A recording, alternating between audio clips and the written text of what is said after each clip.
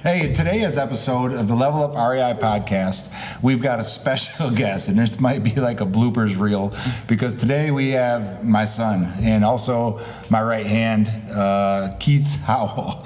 Keith, how you doing? Thanks for having me. Thanks for having me. This is going to be really unorthodox and fun, so I hope you enjoy this podcast and like these reels. So today we're going to introduce this guy. He's never done this before, brand new at real estate a couple years ago, and I feel it's time to share his story and put him out there a little bit. So what's your name, where you're from? Tell me a little bit about yourself. Keith Howell from Toledo, Ohio, born and raised. Went to high school here, fortunate to have went to college, Adrian College, right across the border in Michigan. Went there for 4.5 years, got a marketing degree. Beyond that, I had a job through college, worked at a country club, big golfer. So did that, was fortunate to have made a few connections after college, dove into transportation, logistics, and that's kind of my journey on where things started. So how old are you? 29. 29?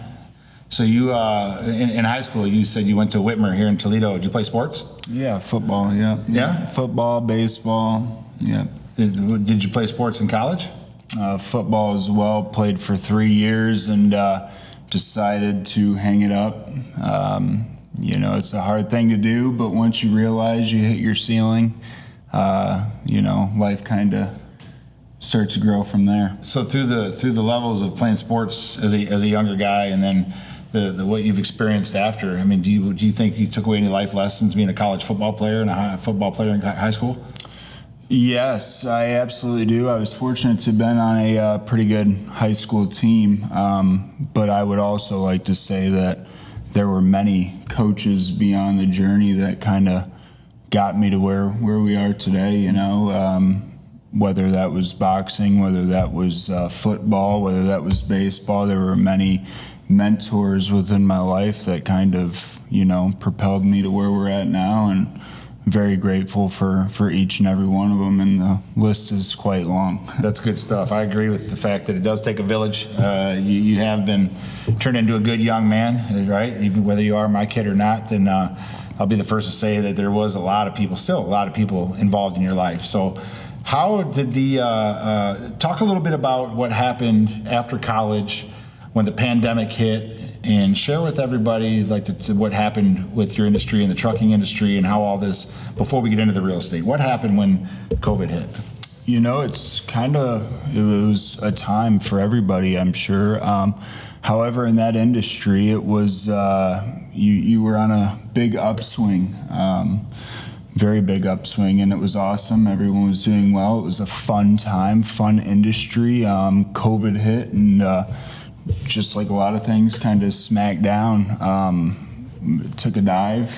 Things got pretty bad for a majority of the industry. A lot of companies cut. Fortunately, I was able to make a decision on, where I'd like to take life. And that's kind of when I decided to venture into the real estate space, and watching your father for so long on, what options there are, and being around it for a long time was definitely an impact. So once COVID hit and things started to change and money started to change and the industry as a whole, people weren't very nice during that time, and that was one of the leading aspects to where you're dealing with different people, different industries, and personalities, I would say, was huge, and it kind of propelled me to venture into something new, and especially having a pretty good mentor, I would say. Talk about real quick for the people that just to paint a vision, because we've all experienced it, every industry experienced it during that time. You don't have to give numbers, but what happened to your pay scale, or what, like the money you were bringing home pre-COVID to middle to end of when you decided to go into real estate? What did that look like? It was a pretty big dip. I mean, you went from doing mass amounts of transportation, transporting goods. That's what it is. You're the middleman between, point A and point B, and you make the spread within that. So that's what I was doing. And beyond that, once, things stopped moving, once those ships at, different ports started to, they went to a halt. They weren't moving anything.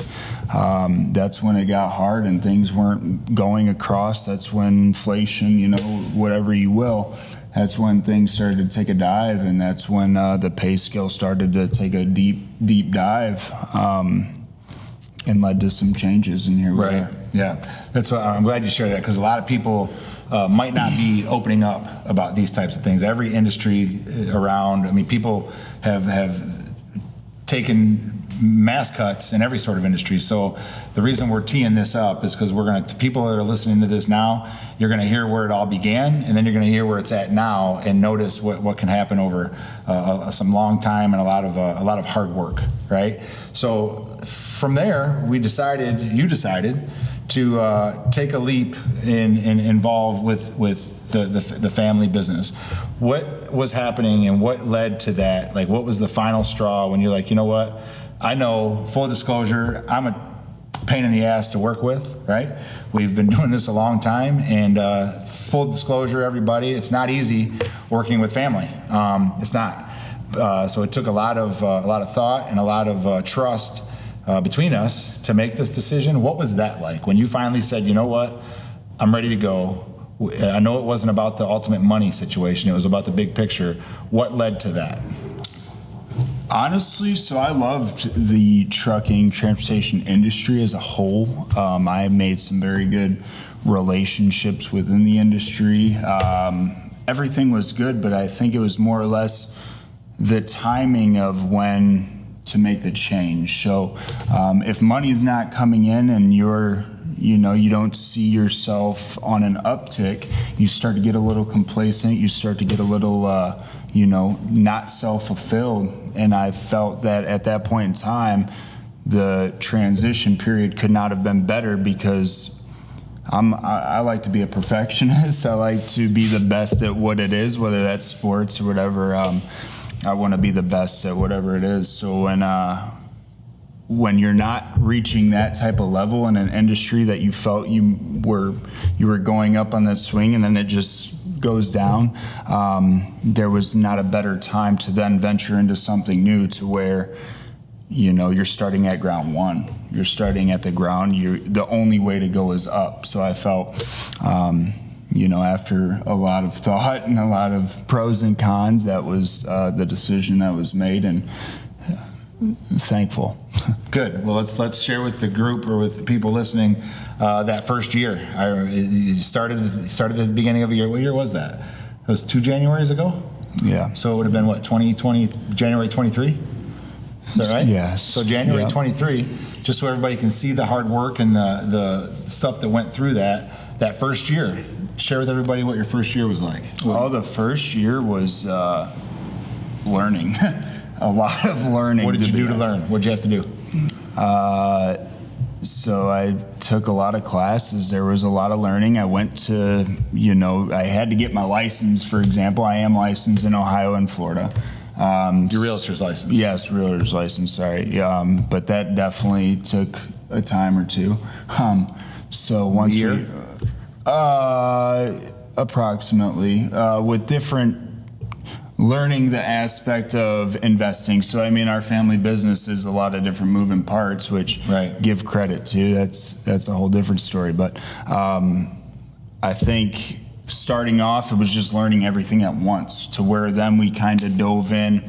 Once we did get the license, we were able to pick an avenue, which has been working out, in that aspect of it. Share the real life story with people about when you were working hard to get your license. And guys, at this time, we were 100% remote, working out of coffee shops. So the keep in mind, everything we're sharing right now, this transition, the whole thing was built. Shout out to Sip Coffee, right? The whole thing was built literally in a coffee shop. The hours of classes, the online classes. How did the success rate? And for anybody that's working hard and being a real estate investor, agent, any kind of an entrepreneur at all, make sure you're listening to this, because understand it's not easy. What happened when you were trying to get your license? How many times? What was the success rate? You know, it was a grind, as well as working, you know, trying to learn everything within the business aspect and focusing on, you know, I mean, that was 8 hours of class I was doing a day plus some, you know, and plus learning business for growing the business at that point in time, and learning the marketing aspect, which now is, you know, it's all tied together.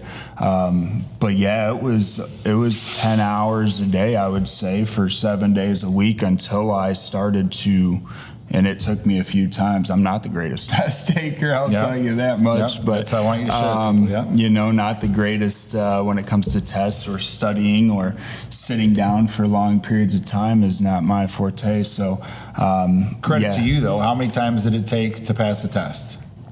Oh, it was on my third or fourth time. Florida was also, that was the third time, I would say. And at any point of there, did you ever think for a second, you know what, scrap this, I'm not doing this again? Oh yeah, I had logistics calling my name again. You know, which is normal. Yeah, it's normal. You know, it was definitely tough. You know, but it all worked out. So. Good. I'm glad. And people need to hear that, because a lot of times people see the things online, or they hear the podcasts or whatever, the realness. We're going to share real and raw. This whole podcast, everything that you hear coming from me, from him, from our family, from anybody that's tied to us, is going to be as real as it gets. This shit is hard, right? Everything that we're sharing is hard. It's not easy. But when you put in the work, it's rewarding in the end. But it's hard work. So understand that. So, okay, now we're licensed. You got you're ready to roll. Let's talk about your role in business. What do you like out of real estate? You're licensed. We rehab houses. What do you like? What's Keith like? It all ties in together.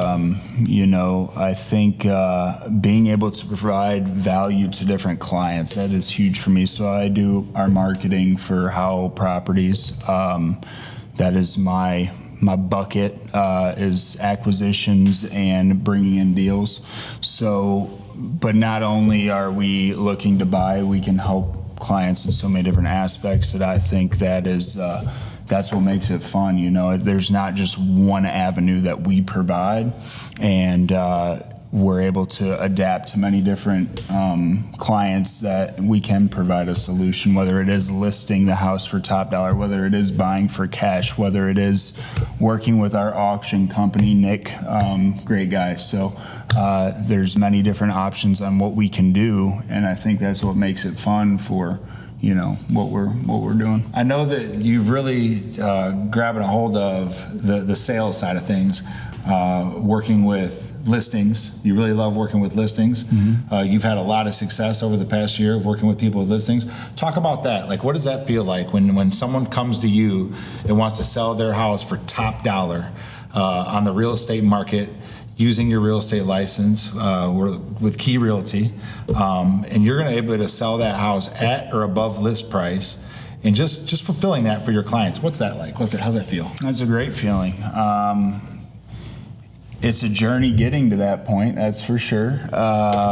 You know, there's a lot of different steps. I think conversations with your clients are a big part in achieving a smooth sailing deal.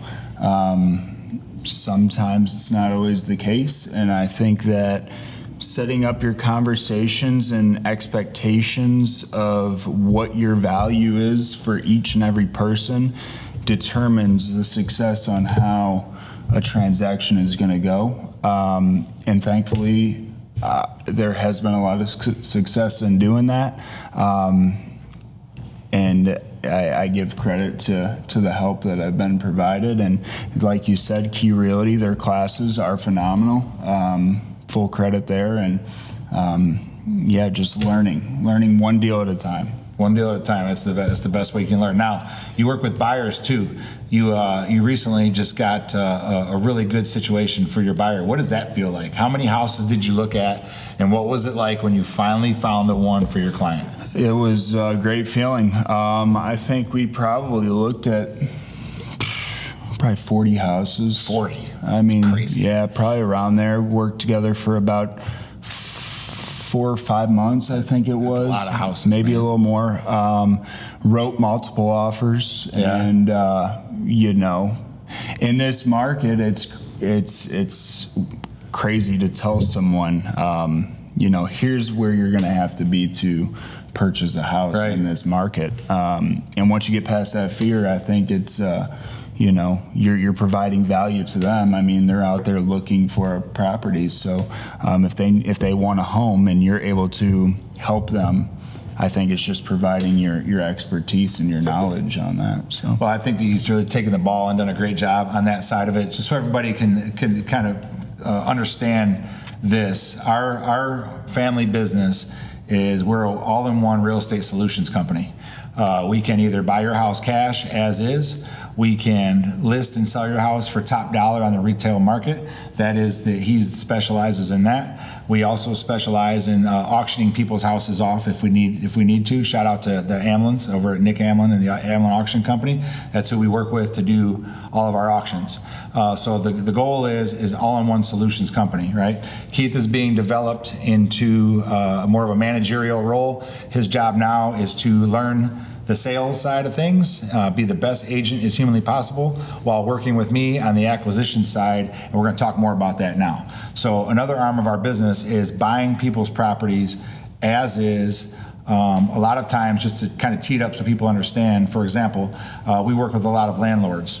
Say a landlord had a tenant that just was totally rough on the house and left it in horrible condition, and they don't have the money to fix it all up, to sell it for top dollar. They need someone to come in and buy it cash as is, do all the repairs themselves. That's us, right? We focus on that. We work with people that have a house that has been put in pretty rough condition, and unfortunately, they're not in the position to make all the repairs themselves. That's what we do. So we've been sitting down a lot over the past year with just different types of sellers, different types of situations, different age groups, different ethnicities, different everybody.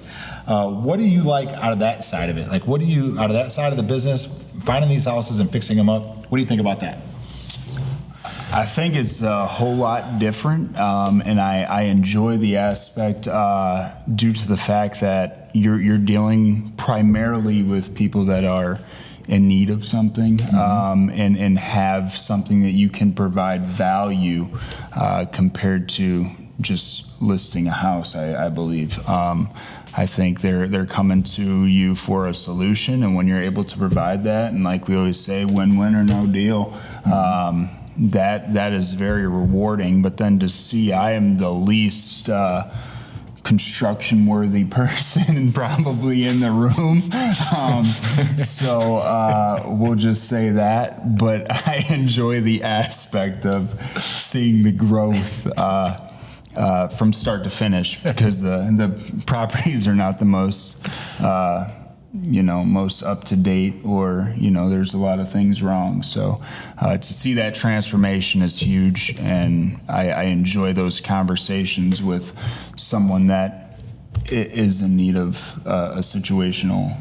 Keith hit on something there a second ago that I want to make sure we really highlight. There's a lot of real estate investors out there, and there's a lot of people that do business certain ways. Right, wrong, or indifferent, doesn't matter. Our model is win-win or no deal, right? So when we sit down and talk with a seller, we're able to either create a win-win situation where it benefits the seller and it benefits us, or we don't do the deal at all. Okay, I want to be very, very clear on that.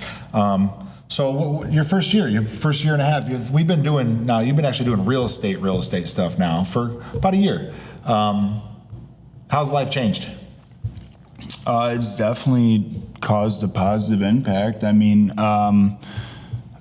I think that over the past year, it's been a very, very growth aspect, financially, mentally. I mean, in every aspect, things have improved, I would say. So that's always good, and that's what I envisioned when I started this. And beyond that, I think it's every day is a new challenge. Every day is a new grind. Every day is, finding that next deal, waking up every morning and, you don't have a boss. So to wake up with that fire every day and go out there to make something happen and provide value to someone is definitely something that is encouraging. What would you say to the people that are listening about self-discipline when you're working for yourself? What is it like? I know that you are extremely disciplined about what time you go to the gym in the morning, how you handle your life. What would you tell someone that thinks, well, I'm going to quit my job so I don't have to work for somebody? Oh, it's tough. It is definitely tough. Definitely an accountability partner's helpful due to the fact that, racing each other to the office every morning or whatever the case may be, that is something that helps because not having to get up or, getting off at noon or golfing on a Tuesday, all those are possibilities that you're able to do. It's probably not the correct thing, but really just, I think overall it's dispersing your time and having a very good balance in what you're trying to, everybody's different. I think everyone's goals are different. Mm-hmm. So whatever you feel is best for your financial freedom, for your time freedom, for, that's all up to you, and what you do on a day-to-day basis will help you achieve, plus or minus that. Right. So. Yep. I'm glad you said that. A lot of people, they see the glitz and the glamour, and they think that I'm just going to quit my job and I'm going to go work for myself and I'm going to build this big business, and they think doesn't involve work. And I think it doesn't involve time and the ups and the downs and the wins and the losses. And just hearing it come from you, coming from someone that does have a college degree. I don't have a college degree. My trades, I went to the trades, and very thankful, love the trades, recommend them to anybody. But I have a bunch of journeyman licenses, but I don't have a college degree. You went through the 4 years of actually doing traditional learning, which is, in my opinion, more difficult than going to learn a trade, right? Sucks up a lot more time and a lot more money. What would you say to somebody out there that was 21 years old, 22 years old, trying to make the decision on whether to go to traditional college or going off and starting something on their own through self-learning? I would definitely say it's not a decision that has to be made right when you graduate, right? Or graduate high school. They make it seem like you have to decide right now, right? And that is definitely not the case. I don't think there's an issue with going to college at 30 after you have some type of experience. A lot of that was my fault, guys. I think that once you learn a little bit about the world and you learn about what options are out there, I think there's a whole lot more value within, being a little bit more patient, and trying things out, travel if you can, or do different things because you don't know what you don't know. And, right. Going to college, you go to college and now not only did you make a jump from graduating at 18 years old to now you're off on your own in college, and now you're 19 and now you have to figure out a major. You have to figure out what you're going to do for the rest of your life. That's a lot of pressure. It's a lot of stress, and it's tough to do. And then before you know it, you got a big bill at the end. So there's many different avenues to it. But I would say definitely give yourself time and learn different things about yourself. That's good advice. I'm 46 years old, and it seems like we're starting something new every other week. So don't be afraid to try new things. Don't be afraid to connect. Most important thing, in my opinion, that you can possibly do is network and get to know people and meet different people in different industries and different things, and surround yourself with the right people. So before we wrap this, next year, 12 months, what goals do you have for yourself over the next 12 months? I have different personal goals. However, within business related, it's always a doubling aspect. I like to, there's different things like our retail side, growing that, 10xing that is something that is on my radar, as well as, our renovations is, that's a deal a week that we try for. So getting closer to achieving that is definitely a goal for the business aspect. And that's what I would like to say. That's your goal for next year? Yeah.